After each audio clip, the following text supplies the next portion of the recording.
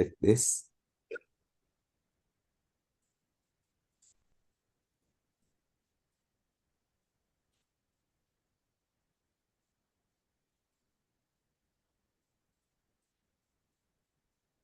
Has any amongst us ever heard about the precinct strategy?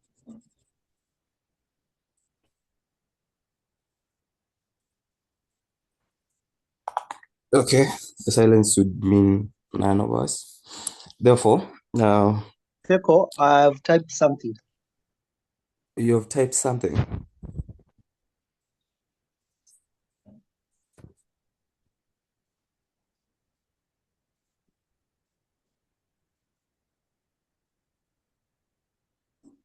Okay, thank you so much, Muruki. Yeah, it is more of like a the way Muruki said, it is more of like a strategy to win the election for 2024. And if I am to probably get us to the basic definition of what a precinct is, Laura, uh, Laura, go. someone is talking.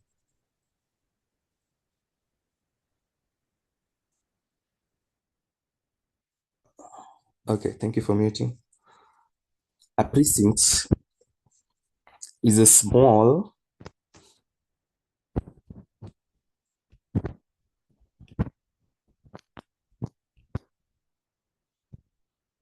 this is a small geographical unit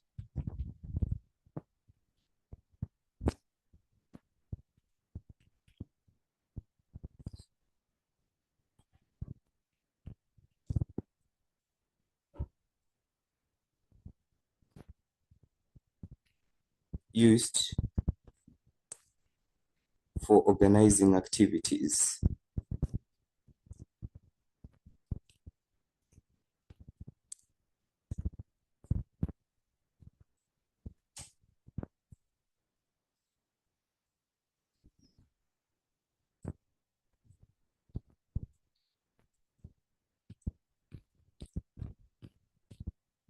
Organizing activities.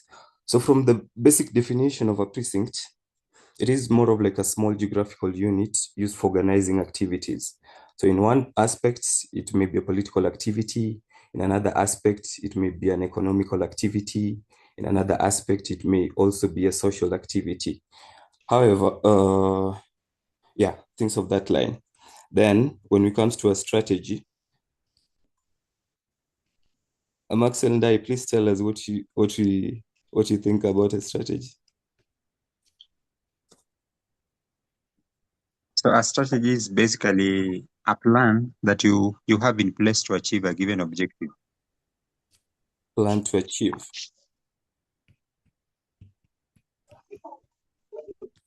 An objective. Thank you so much, Max.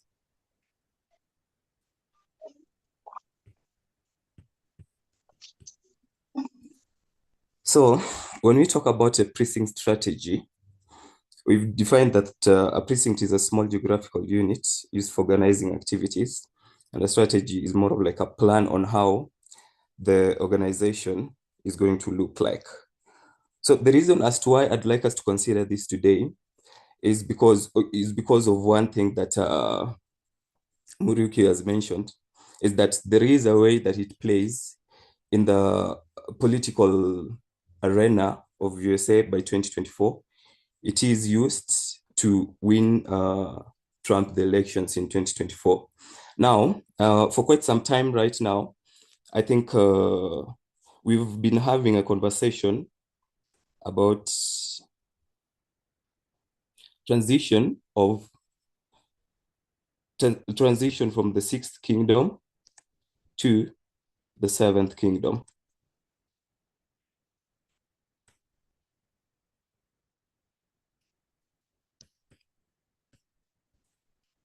And we have come to establish that the defining waymark, this one, that's the defining waymark that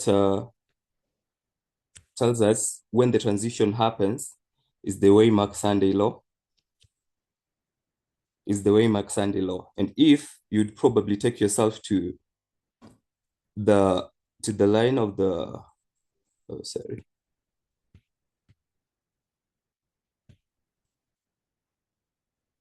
If you take yourself to the line of the priest, or rather the line of the 144, this would mean here we have 19, then if we have established that this transition happens at the Waymark-Sandy law, then as per the Waymark of the as per the reform line of 144, it means that we'd be having this as 2024. I'm not here to discuss the legitimacy of that and whatnot. If anything, Paminda said if you have a problem, you should you should look for him directly. So we've established that the transition from the 6th to the 7th happens at the Waymark-Sandy law. And if we are to narrow ourselves to the reform line of the 144, this would mean that we should be seeing the transition at 2024, where we have the transition from the 6th way to the 7th, right? With that, then, in line with the whatever I'm saying, I'd now like us to consider more of like what happens, narrowing ourselves to this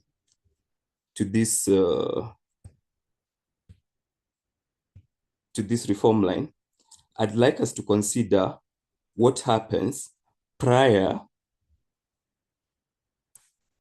to the Waymark-Sandy law, when we still see the 6th reigning, because I believe that when we are transitioning from the 6th to the 7th, there must be aspects that must be considered, because I really don't think the 6th kingdom just wakes up and becomes the 7th kingdom. There must be more of like a progressive events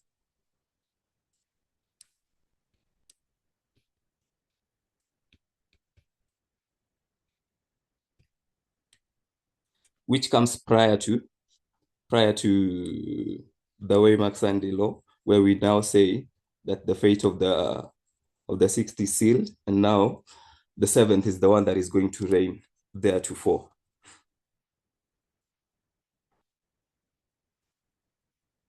So with that, then, I'd like to take our attention and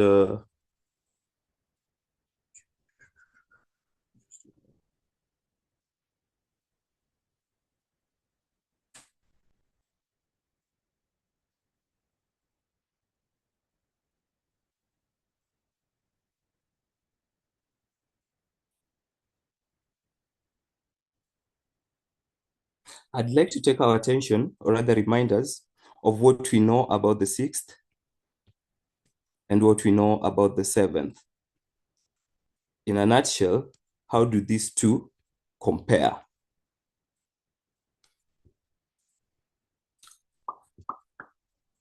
I'm back to class. How does the 6th compare with the 7th?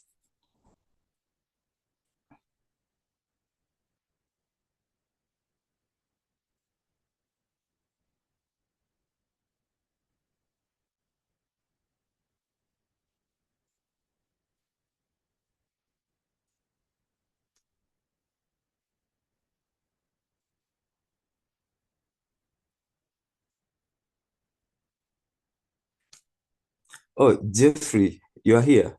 Welcome. That is Jeff, right?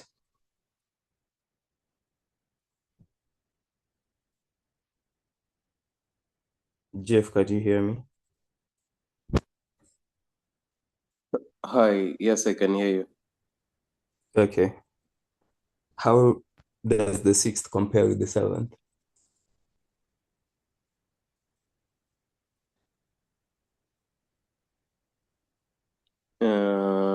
lamb versus dragon. Lamb-like versus dragon-like. Okay, so this is lamb-like. This is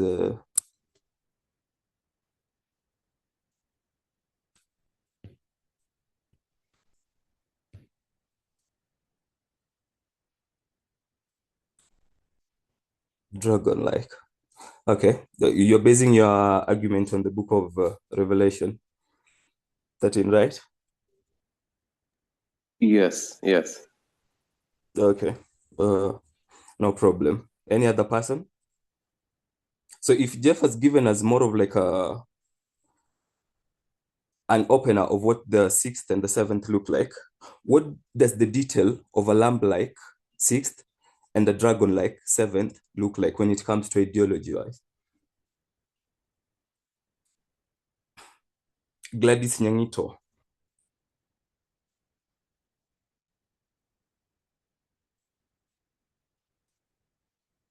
Gladys, you with us? Yes, yeah, you get me? Your voice is kind of low. I don't know whether it's from my end only.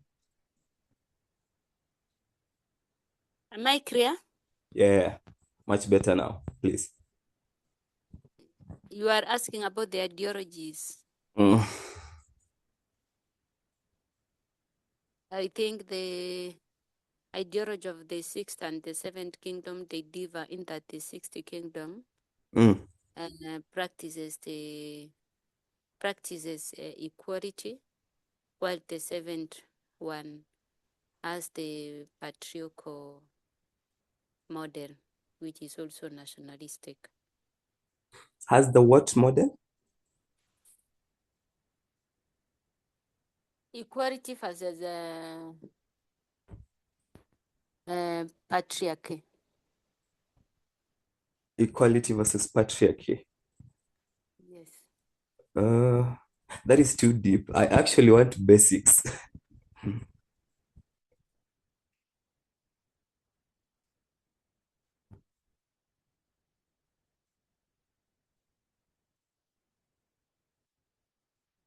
Any other person?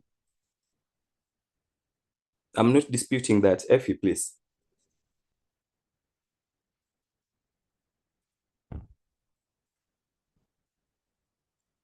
Hi, Seko. Hi, what's up? I'm okay. So unauliza nini haswa? Because now I'm not sure what you're asking. Okay, I'm asking, Mm. when we talk about the characteristics of the lamb-like, Mm-hmm. which is the sixth kingdom, and the dragon-like, which is the seventh kingdom, Mm-hmm. what are some of the characteristics that the noticeable characteristics about the sixth and the noticeable characteristics or the possible noticeable characteristics about the seventh? I mean, I can say that the sixth speaks like a lamb and the seventh speaks like a dragon. We already have that on board. Okay, so the sixth has two horns that are not broken, and the seventh has horns that are broken. Okay. Yeah. All right, no problem. Okay, we'll get back to that. So, like I said, I'd like us to consider the history that comes here prior to the Sunday low waymark, which marks the transition from the sixth to the seventh. And I'd like us to consider some progressive events herein. And that would take me to consideration of two things. Number one, I'd like us to look at the Tea Party movement. Then later we will see something on MAGA. So when it comes to the Tea Party movement, Muriuki, what do you know about the Tea Party movement?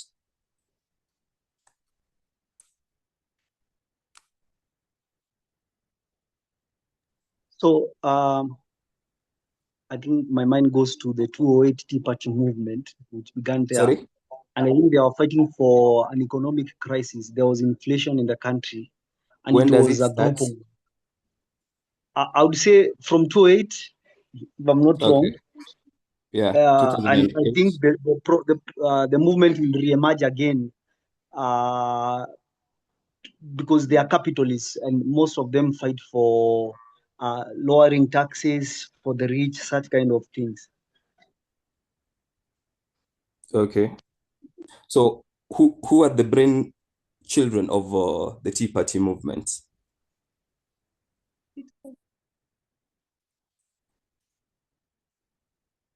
Are Muriuki? you still asking me? Yeah, sure. You're asking who are they? Like, who are crafting the Tea Party movement? Who are behind it?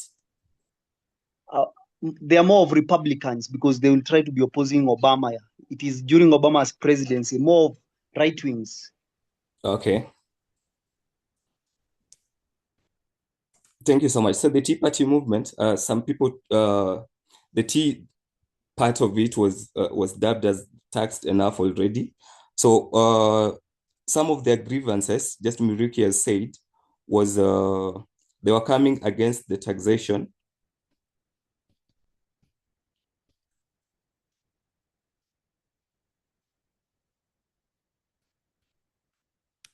Against taxation. And this is happening in the era of when Obama is the president.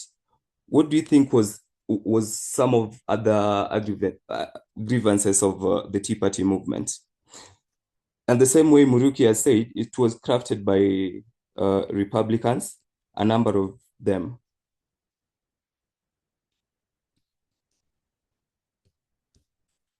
A number of them. But one noticeable person about this movement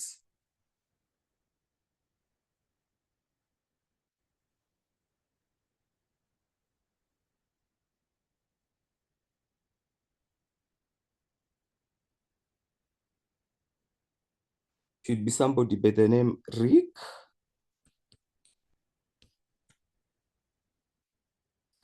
Santelli, or such like a name. Santelli. This is the guy that at one point on a live television, I think, ranted about the taxation of the country, and thereafter called for a Chicago Tea Party. And it is from Chicago Tea Party that this rose to be more of like a national thing and had subscribers from different other states. So what are some of the other grievances of the Tea Party movement? We have noticed that it starts from 2008, you can stroke it with 9, but it can be seen even at 8.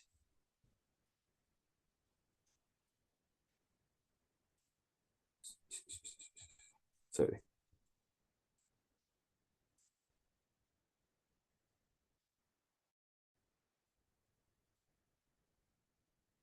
You can actually Google.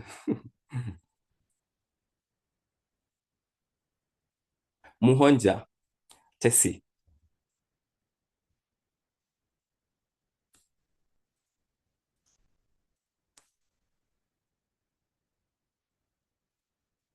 Tesi, are you here?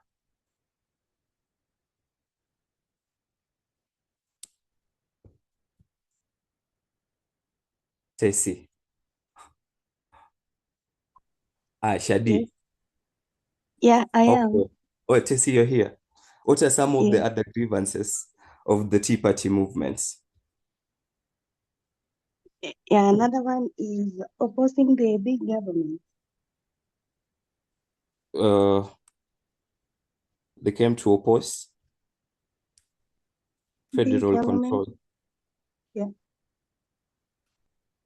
Federal control. The Tea Party movement thought that the national government was given too much power of what it can exert, in the Republic. Any other grievance? Shadi, I was on you.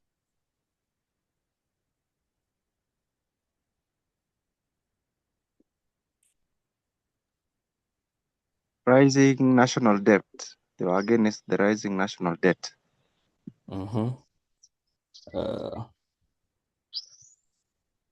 They also came against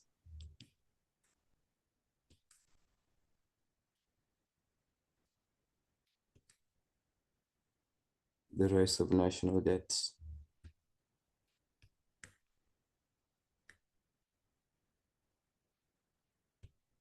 Any other?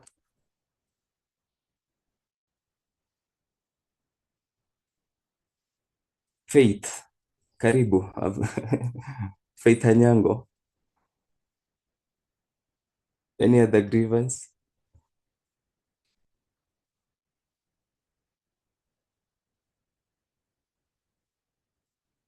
Faith, you with us?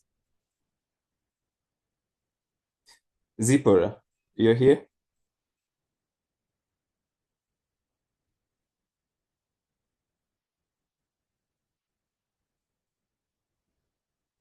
Mmejoin mkalala. Okay, they also came against Obamacare.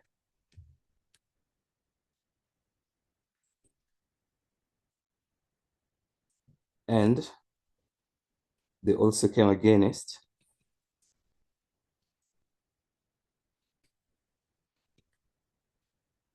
lenient immigration policies.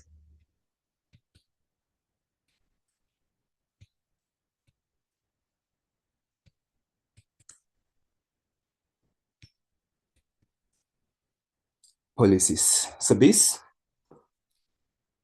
is typically what the Tea Party movement, the grievances of the Tea Party movement. We've noticed that the most noticeable person that led to the rise of the Tea Party movement is Rick Santelli. It starts in 2008. And then it starts from 2008 actually to,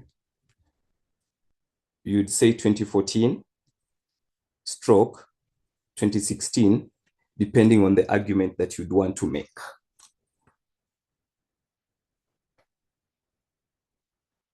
Good. Then I'd also like us to consider the next one here. Who is the brainchild of MAGA?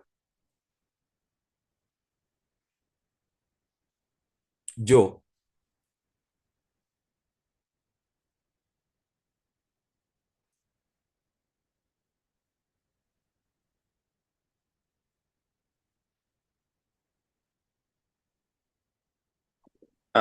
I think it's Trump. Okay. Joe thinks it's Trump. Any other person?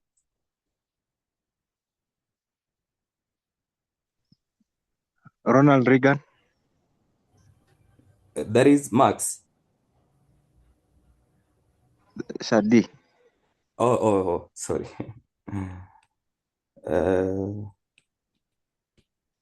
Ronald Reagan. Any other person? Gary Fowell. Someone is talking. The Fowell. Gary Fowell. Oh, Jerry Fowler.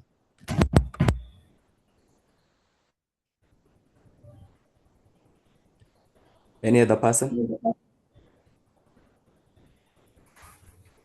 Sorry.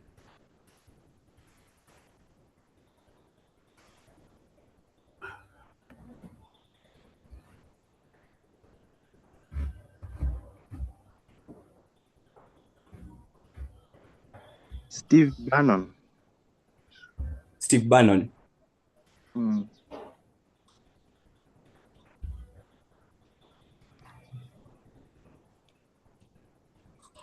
Steve Bannon. Any other person?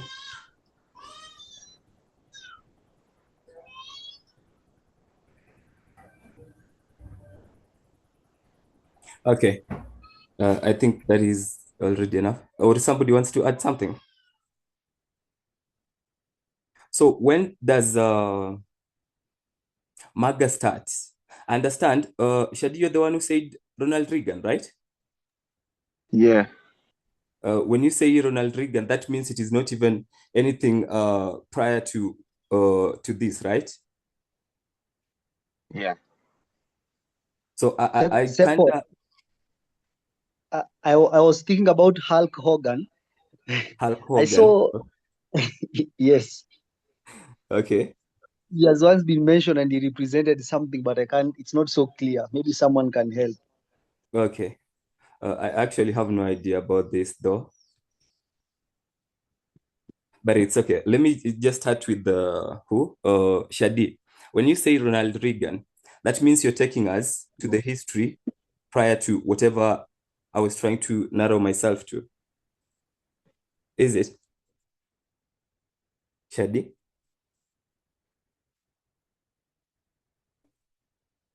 Shadi ameleft ama bado yako? Okay, Joe Amoniu. You gave me Trump, right?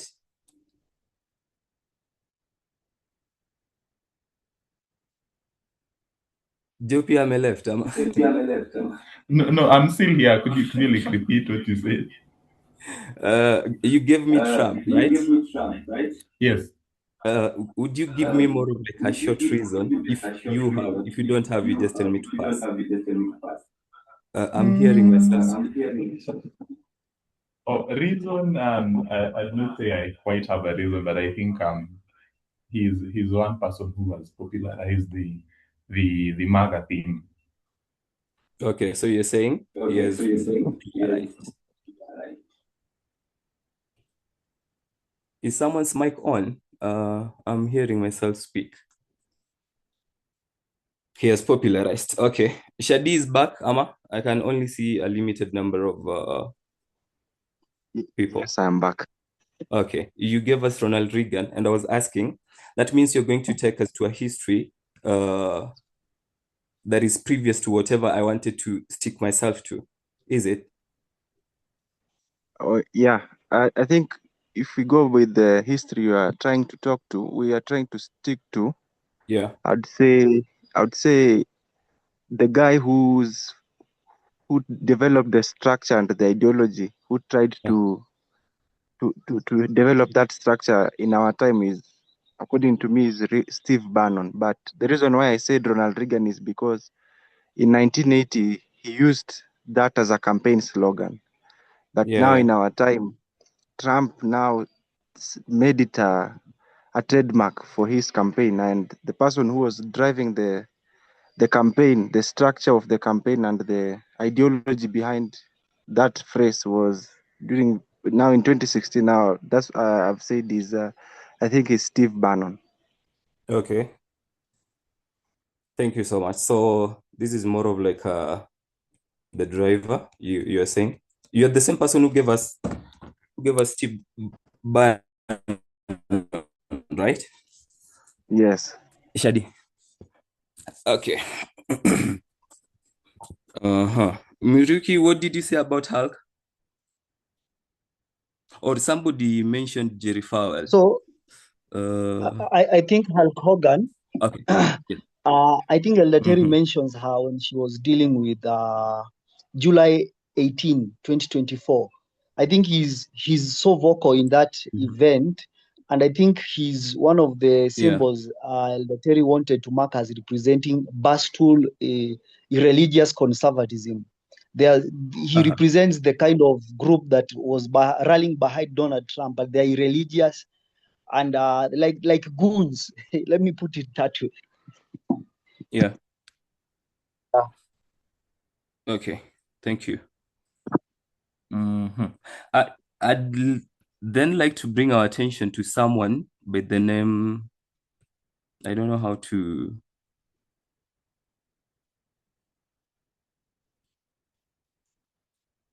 How do you read this? Dance Charles, a name like that. Are we any familiar with that name, Muruki? Are you? Not really. Okay. I think when I think of MAGA, one of the people who brings the ideology of MAGA, or rather how MAGA should be operating, to the limelight is this guy called Dan Charles. And one thing that Dan does, same way that Shadi said that Steve Bannon gives a platform for these MAGA ideologies to be driven, the person who actually Steve Bannon is giving a platform because he understood what MAGA should be operating like is this guy by the name Dan Charles. I think he's the crafter of MAGA and he's given a platform. Steve Bannon had more of like a podcast. And what is happening with this podcast, I think it gains more of like its popularity by 2020. We will get to that though. But Steve Bannon gives a listening ear to Dan. And after giving a listening ear to Dan, he realizes that whatever Dan is propagating is exactly what should be done within the Republican Party so that they get back into power by 2024. So, what are the ideologies of MAGA? Same way we've considered the ones for Tea Party movement here. What are those of MAGA? Number one, Gordon Kodo, you're on my screen.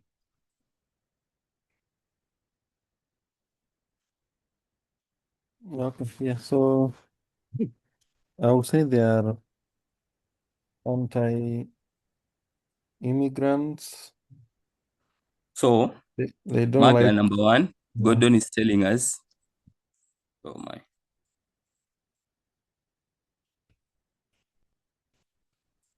Anti-immigration.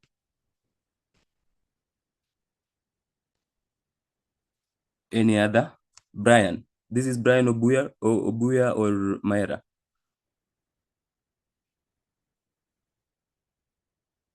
I have a Brian on my screen. I don't know whether it is Obuya or Myra. Okay, Andrew Chol. You here?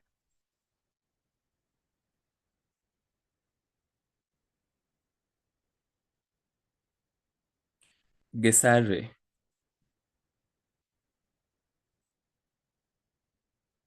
Mmejoin mkarudi kulala. Gesare.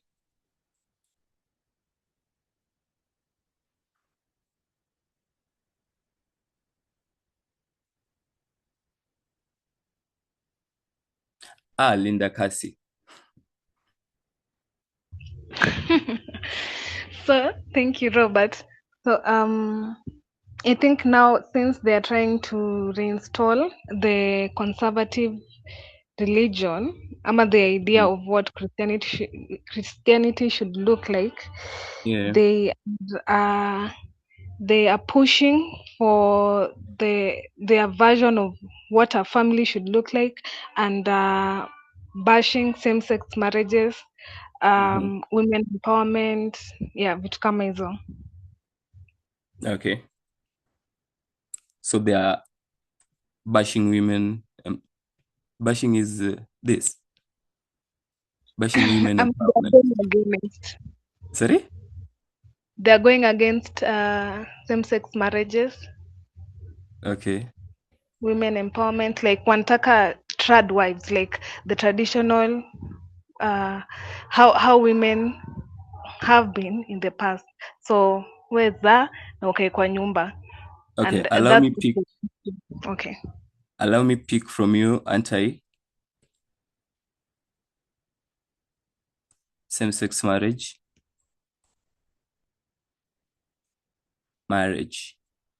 Gesari has answered us, and she's saying that MAGA is anti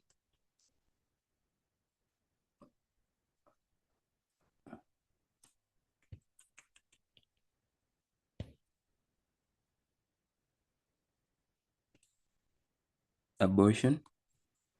Zipporah also said something. They're strong.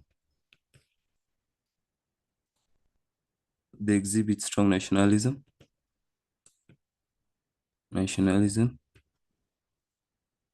USA first of a kind.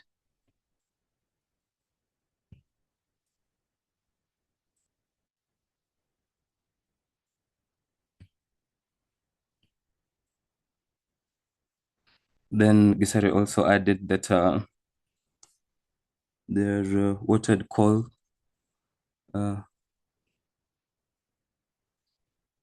they uphold conservative Christianity.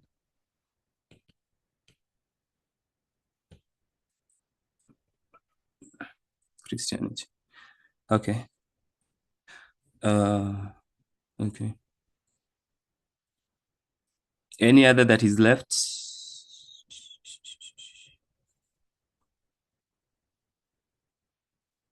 Joy, is there any that is left?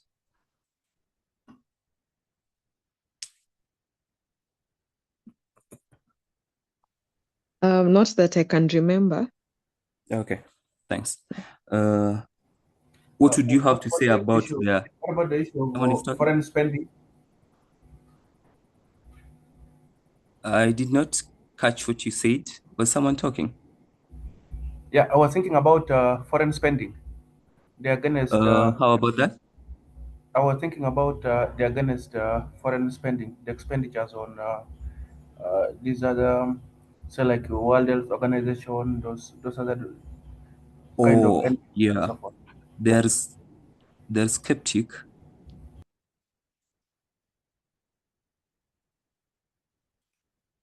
about global institutions.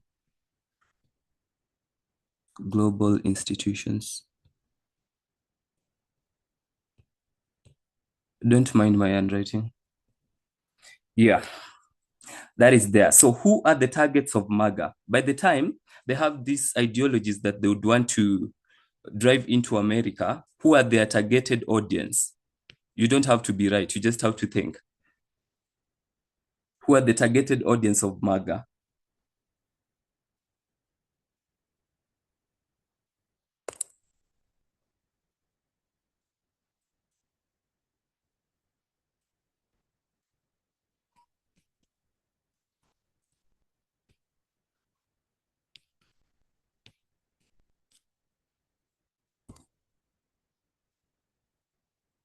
Anybody?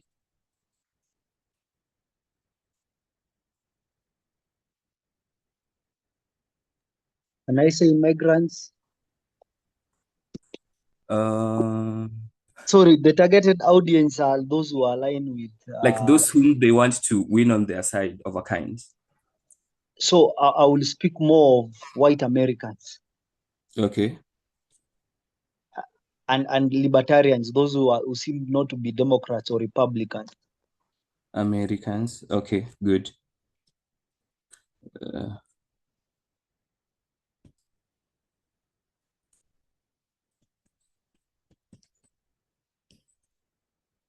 Okay, this one is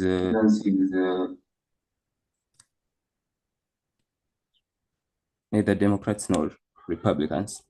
Any other? I also think they are targeting conservative Americans in general, not just only white Americans. Okay, conservative Americans. Conservative Americans. Any other?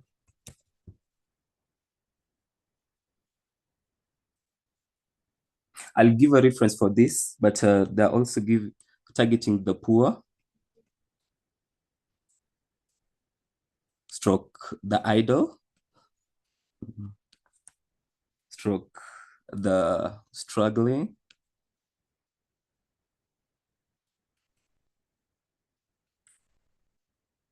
stroke okay, too much strokes. They're also targeting artists. That is how we write artists. Okay. And they're also targeting the unusually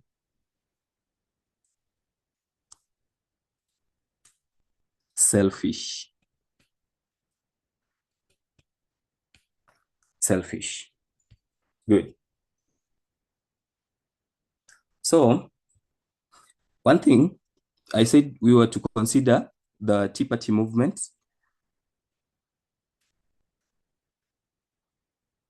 The Tea Party movement, which begins, these are not waymarks, just so you may know, which begins in 2008 and ends in 2014.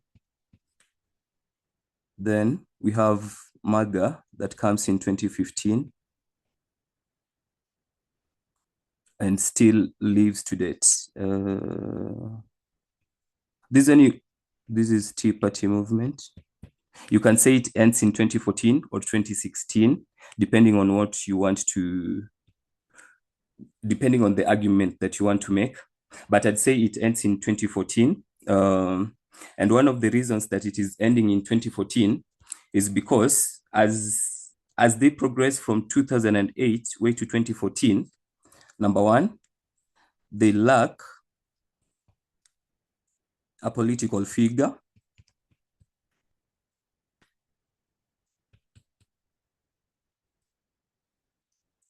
To help them propel the ideologies that they have, which are these. And number two, they don't have touch.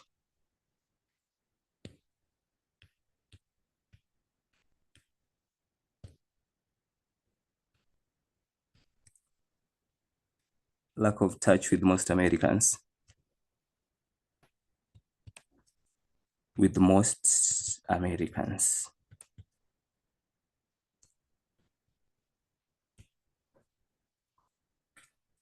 So in 2014, it is not effective as it started in 2008. And one thing that happens within this two-year period, they realize, the masterminds of the Tea Party movement realizes that there is something that is cropping again that is nearly alike to whatever they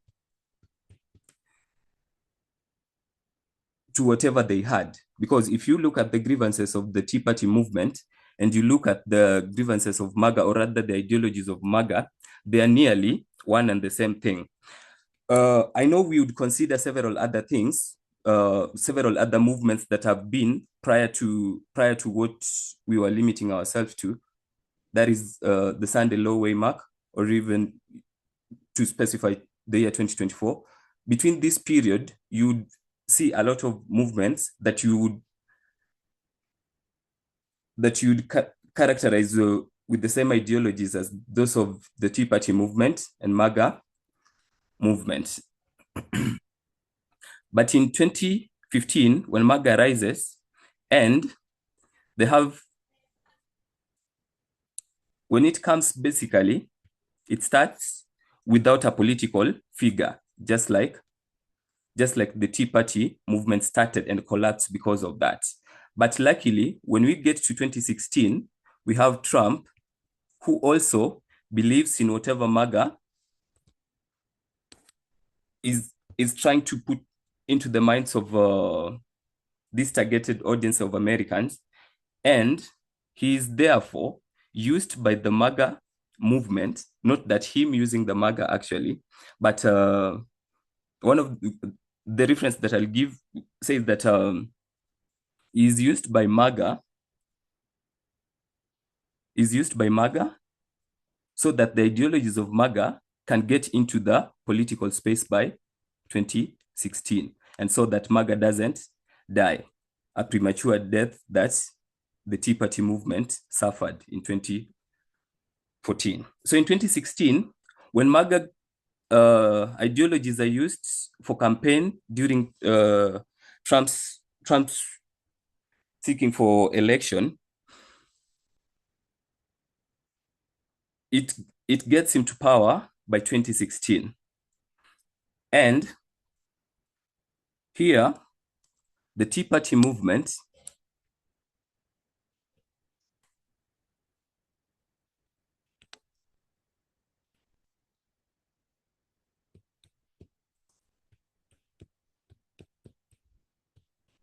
merges with MAGA because they are realizing that this is nothing but them in another outfit, nearly the same outfit. So the Tea Party movement merges with MAGA in 2016 after realizing that the victory that MAGA has given to Trump. But quick forward, if you get to after Trump is elected in 2016, and he is elected because of MAGA, way up to 2020,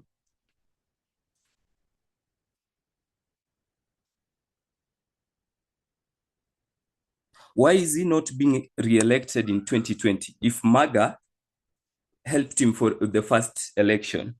Why do you think he's not being re-elected in 2020? In line with MAGA, you can keep the other reasons to yourself.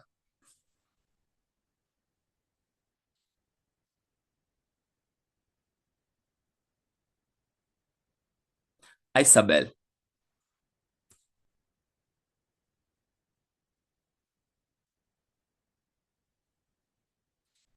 Isabella.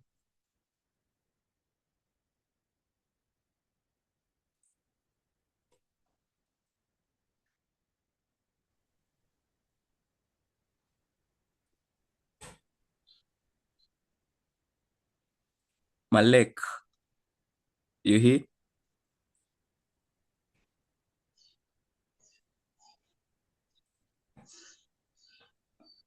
Mlijoin meeting mkarudi kulala. Esther. This is Esther Neumbe ama Esther Nguta? Esther. I'm seeing an Esther on my screen.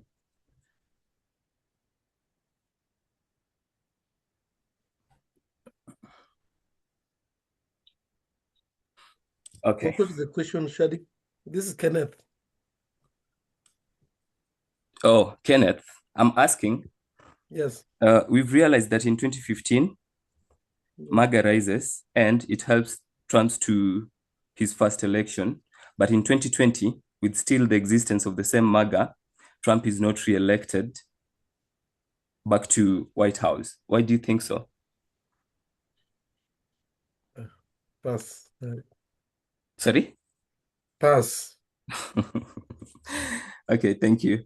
So when we come to 2020, here we have Trump, then who is a Republican, and then here we have Biden, who is a Democrat, way up to 2024. 2024. So one thing that is happening, one among the reasons as to why Trump is not being re-elected back to White House in 2020 is because, number one, in as much as MAGA gave him this election, they did not have a touch with most Americans. So it is easy for Americans to be swayed by 2020 and elect a different person. So as a form of strategizing for the next election, by 2020, the same mastermind that we had, which was Dan, whatever the name,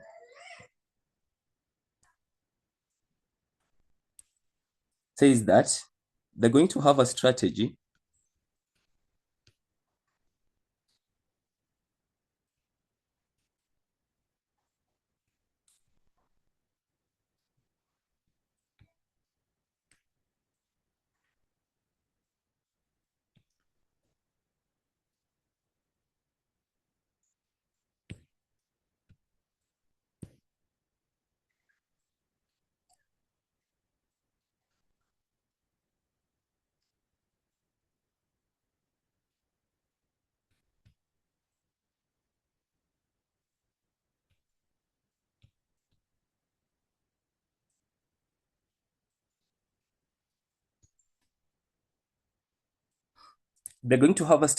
that afterwards there would never be another Democrat president. And he talks about a pyramid that if in 2016 they had the presidency, which is the topmost seat in America, but they had not fully occupied all the states, or rather, like, they did not have more of like a proper touch with the states, neither did they have a proper touch with the counties.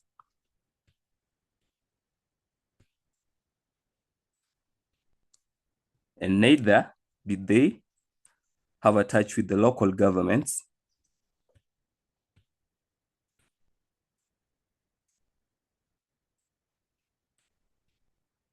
Nor did they have a touch with the most citizens, which is very critical for you to get here, it being the base. So according to Dan, he argues that if they can properly get this under their control, which is the last bit of the pyramid, and which is very critical in this scheme, then this one would influence the local governments, which would in turn influence the counties, then would in turn influence the states, and would easily, if not all the time, give them a victory for the presidency. So in 2020, the mastermind of MAGA realizes the mistake that was done in 2016, that in as much as they got into power, they did not do the basic of what they ought to have started with, which was having a touch with the local man, the common man. And their targets were the white Americans, the libertarians, the conservative Americans, and so on and so forth. So when it comes to 2020, they start on a journey, and this journey is more of like having more of like something called a precinct committee.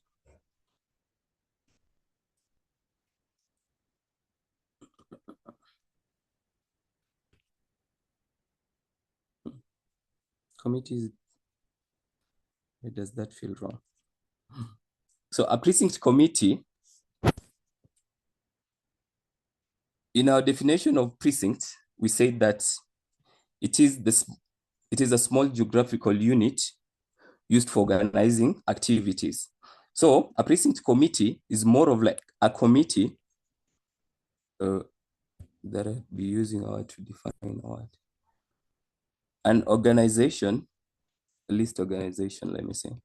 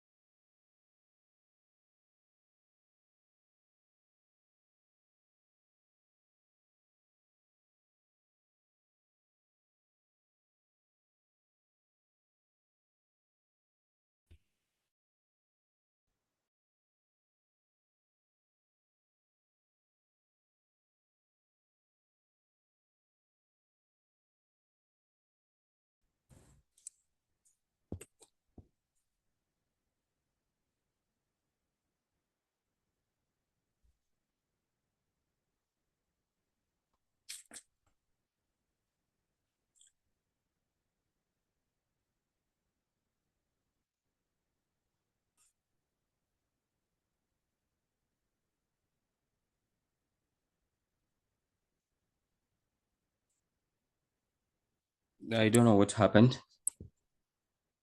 I don't even know the time that I lost you guys. But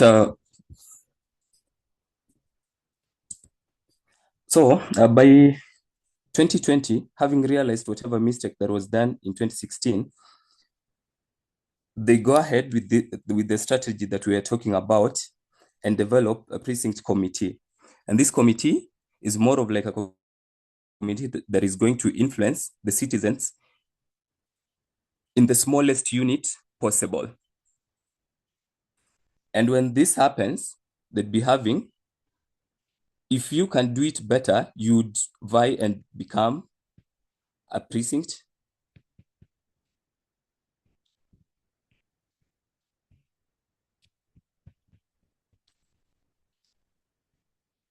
committee man stroke woman.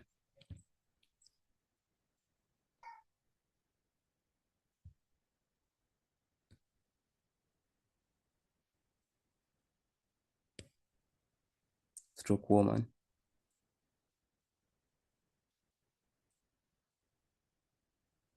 So one of the works of this precinct committee men stroke women is that they had the right to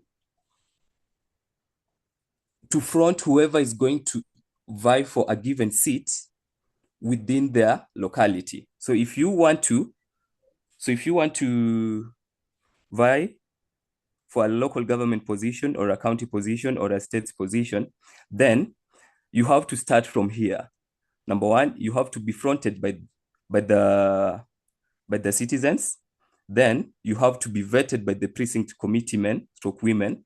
And while doing this, they ensured that you have to align with the ideologies of MAGA. And why are they doing this? They're doing this because during the 2020 election, in as much as Trump is fighting so hard to retain power, something is happening. And one of the things is happening is that, just a minute.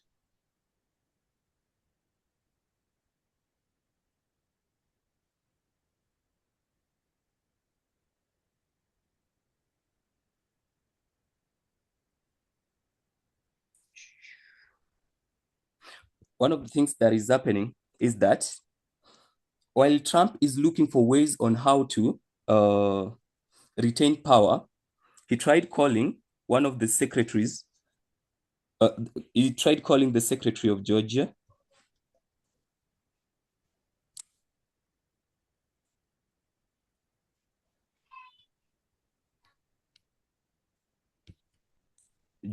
And why is he making this call? He's making this call so that the secretary can look for 11,780 votes, which would in turn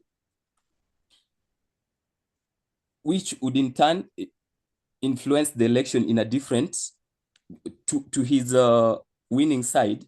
But the secretary of Georgia refuses. The next thing, there is a clerk at Antrim County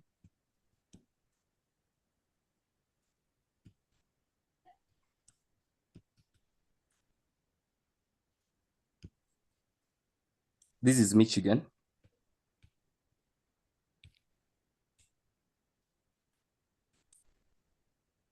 And there was an error in Antrim County with the vote counts. But when Trump gave a call to the clerk of Antrim County, the Antrim County said that was a normal error. And should never be worried about.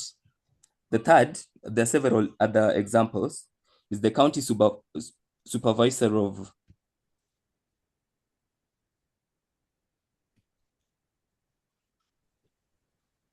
of Arizona.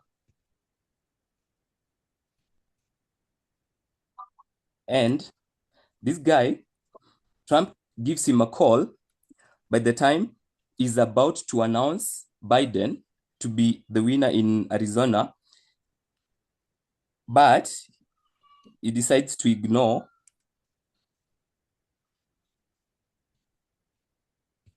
Trump's call. The most funny thing about all these three is the fact that they're all Republicans. So the reason as to why Dance Charles is choosing this strategy is because he's realizing, in as much as they won in 2016, one thing that they did not do was a proper takeover of the GOP. So the GOP had the MAGA affiliates, and it also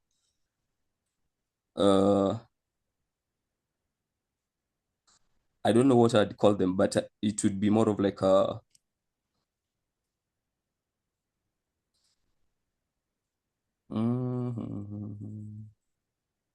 well, the contrary of MAGA. Let me call that all GOP. So the GOP, they're realizing that they have MAGA affiliates who have already infiltrated the GOP, but they're still the old GOP that is a little conservative when it comes to whatever they want to do. They don't sit well with the ideologies that are being passed around by MAGA. So Dance Charles realizes that because they have opposition from within, which is the GOP, then they would need to first ensure that they have control of the GOP, but they would only have control of the GOP by that time that they have properly influenced the citizens. And when the citizens are voting, they should be voting for only and only MAGA affiliates. This happened by 2022, when we have the midterms elections. The midterm elections. In midterm elections, you'd notice that by 2020, when Biden is the president, he goes with both the House and the Senate are both Democrats. But in 2022, in the midterm, the House now goes to Republican, but the Senate is still with the Democrats. And one of the reasons as to why I think the Senate still remains with the Democrats is because when it comes to Senate elections in USA, it is done in classes. We have class 1, we have class 2, we have class 3. So each and every election, be it midterm or general, you would either be having class 1 going to the ballot, or class 2 going to the ballot, or class 3 going to the ballot. Class 1 consists of 33, I think, then this 33 and this 34 or so. Something like that, not so certain. But if, just allow thought, I think if probably each and every Senate was going to election by this time, all the possible Senate seats were up for election by 2022, then maybe there would be a possibility of the Senate getting to the Republicans. Then, with that happening, after properly ensuring this precinct committee and the precinct strategy between 2020 and 2024, and also testing it in the midterm elections of 2022, they are now certain that they are going to get the victory of 2024. But they're going to do it after they have excluded these people, and they've also done away with any opposition that is not aligned to the precinct committee. Do you have any question up to there?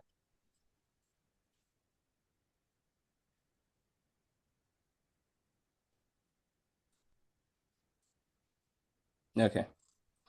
So when we come to 2024,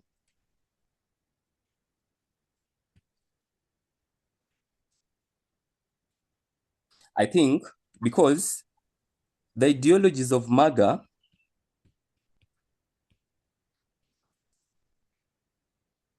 are typically what the Seventh Kingdom ideologies look like.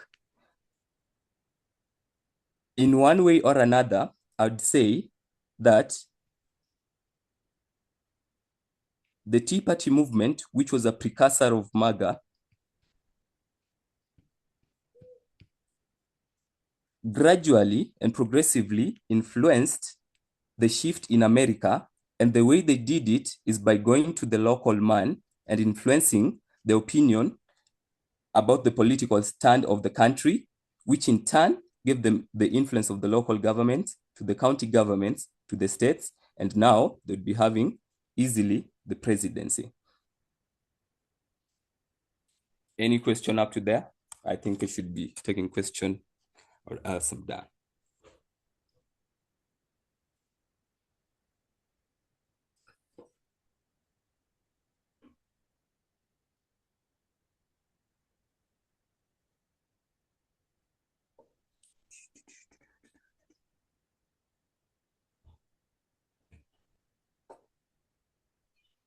If there is no question, then I think we can bring it to an end. Yeah, I'm already 5 minutes into other people's time.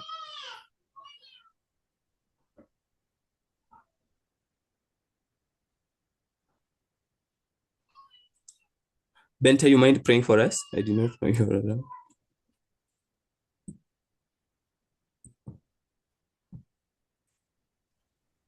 Okay, let's believe and pray. Our dear God in heaven, we are so grateful for the hours of the Sabbath. We are grateful also for the teachings that you have unveiled unto us, that we may learn on this day of the Sabbath. We pray and ask for your blessings, be also in the hours of the Sabbath, that Lord, your will may continue to be done upon us, even as we are heading to the next session. May you lead us through till the end of the day, for this our prayer in Jesus' name. Amen.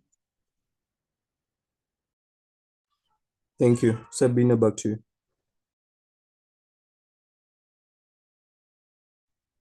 Thank you, Robert,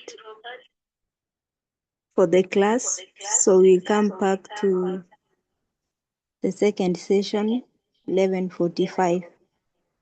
The Zoom can be open for those who would like to remain.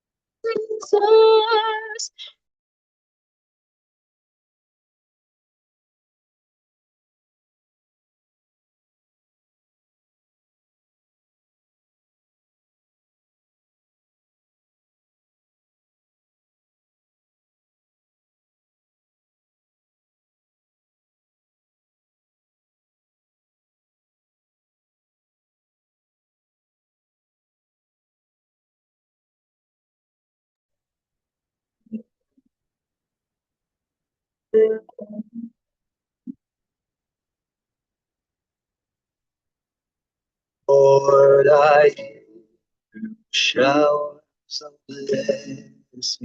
Thou art scattering full and free. Showers the thirsty land, refreshing land. Some drops now fall. Even, even me. Let some drops now fall on me. Ask me not, O gracious Father, sinful though my heart may, thou mightest be, but the rather let thy mercy fall. Even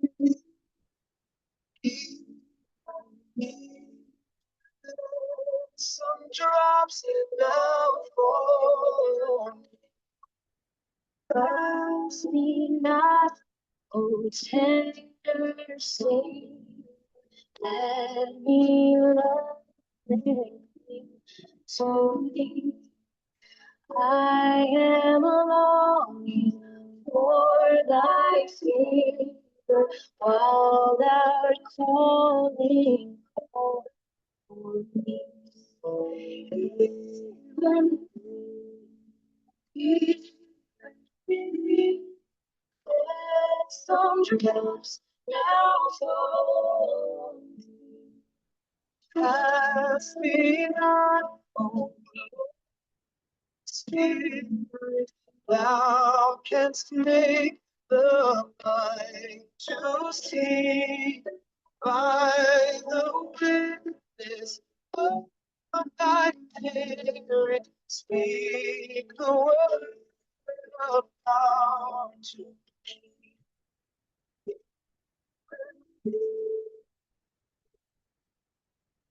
me.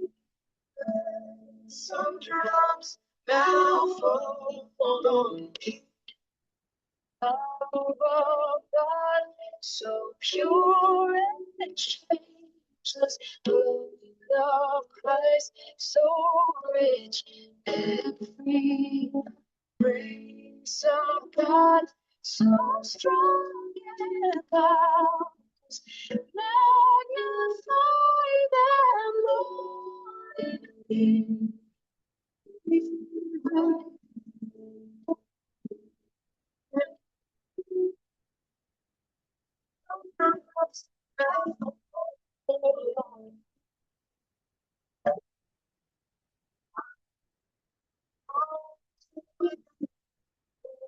Bind my heart, oh Lord, to thee. While the stream of life